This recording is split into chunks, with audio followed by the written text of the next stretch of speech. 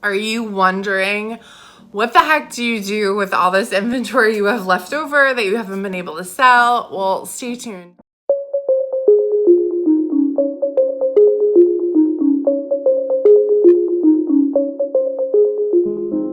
Hey guys, welcome back to my channel. My name's Benson and I am a business consultant and mindset coach for boutique owners. I worked in corporate retail for many years, had my own boutiques, one which was a truck.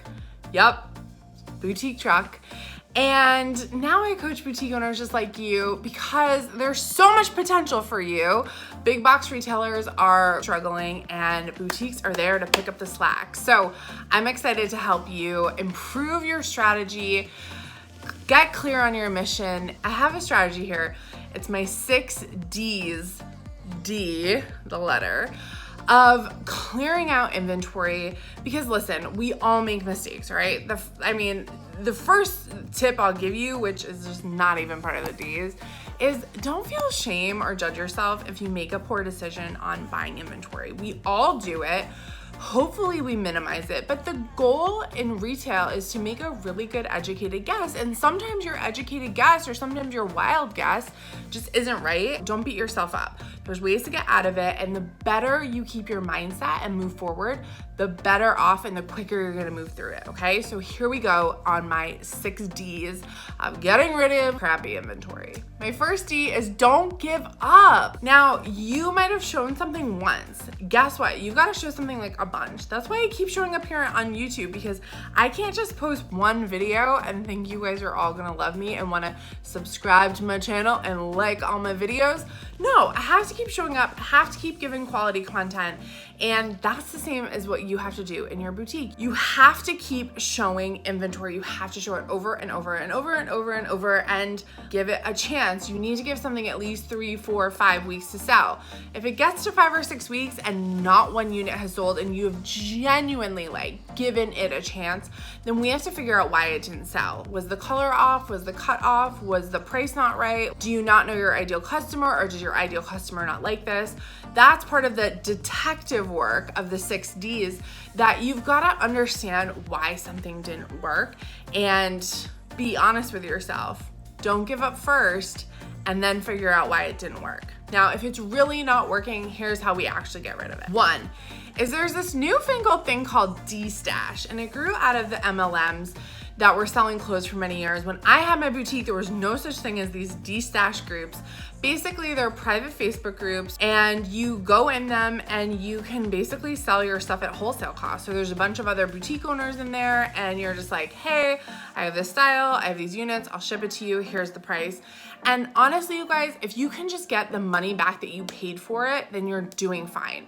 I always say I would much rather have the money in my bank account than a bad style on my rack. And I know that's a weird mindset to have, but honestly, the more you can get that cash back in the bank account, the more you can learn from what you did wrong and correct the mistake and buy the proper inventory so that you can sell through it, right? There's no use in holding on to bad inventory. It's just stale and it's basically money sitting on your shelf. So go de-stash it. I don't have recommendations for my favorite D-stash groups. Honestly, just go to Facebook, type D-stash, join a bunch, see which ones seem legit. You're gonna have to do your own research in this case. My third D is to discount. Now, if you haven't done this yet, you've given it a shot at full price, full price, full price, you also can start to take markdowns. So maybe you sold 2 at full price, but you still have 4 left. Now, this is where you can start to take discounts and markdowns. No, this does not mean run a sale. It just means take that item and put a discount on it. Or take a department, put a discount on it. This is gonna help you hopefully move through some more of those units. And if discounts don't work, then let's move on to something else. Distract is my 4th D.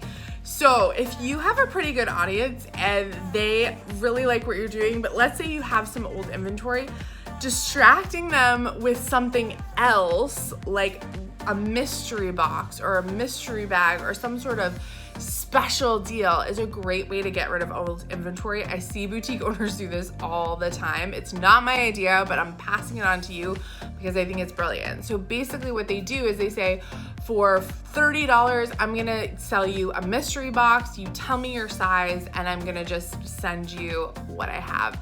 And honestly, most boutique owners will try to do a good job researching like what their customers have bought before, or if they haven't, what their style is, to send them something that they think they're going to love.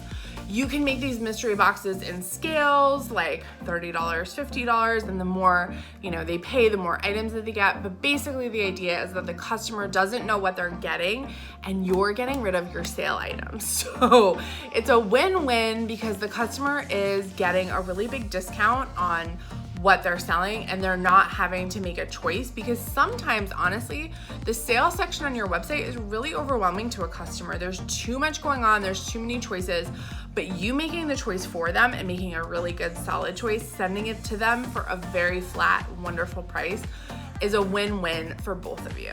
All right, my 5th D of how to get rid of this inventory. Actually, before I go into that, please like and subscribe this video. If you have any suggestions for videos or you need more tips, comment below. I'm always looking for new content, and honestly, I create this for you. So if there's something you're struggling with or something that you're wondering about, I would love for you to comment below. So 1, maybe I can just help you in the moment and comment back, but 2, I can develop more content around it so that I can make this channel the best that it can be for you. I'm building this for you. So let me know in the comments below, and don't forget to like and subscribe if you're finding this video or any of my other videos really helpful. So back to that, number 5 of my D's to getting rid of inventory is defer. This is a little bit far-fetched, but I kind of liked it. This happens all the time when you might be too late on a season or you might be too early for a season. Deferring is just you realizing that the time period that you're trying to sell something isn't the time period that people want to buy it. Right now in our culture, people are very like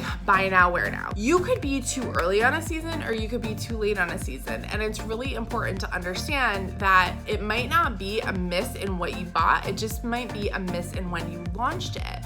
A great example for this is if you are a little bit late on selling something for fall. If it works for spring, pack it up in late October, early November, and bring it back out in February. It's free for you.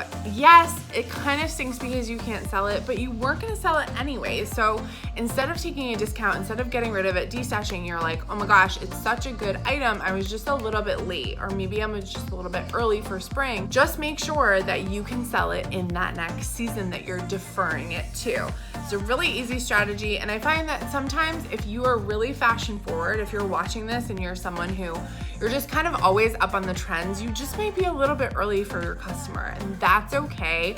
Don't think you made a mistake, just defer it to a little bit later time. All right, last but not least, my last D is to donate. One of the benefits of running a boutique business is that we can donate clothes to people in need. Look for a local charity in your area where you can take items that just haven't sold and donate them to a local charity that you think is aligned with your mission, with your heart, and do something nice.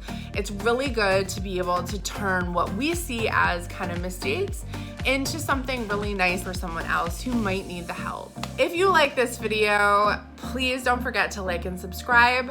Hopefully this helped you. If you want more tips, tricks, just general community and a positive, drama-free Facebook group, come on over and join us. You can click this link right here. It will take you right to my private Facebook community where it's a bunch of awesome boutique owners just sharing vendors, tips, tricks, all the good things, and it's free. So come on over. I'll see you next week. Thanks so much for watching today. I hope this really helped you. See you next Tuesday.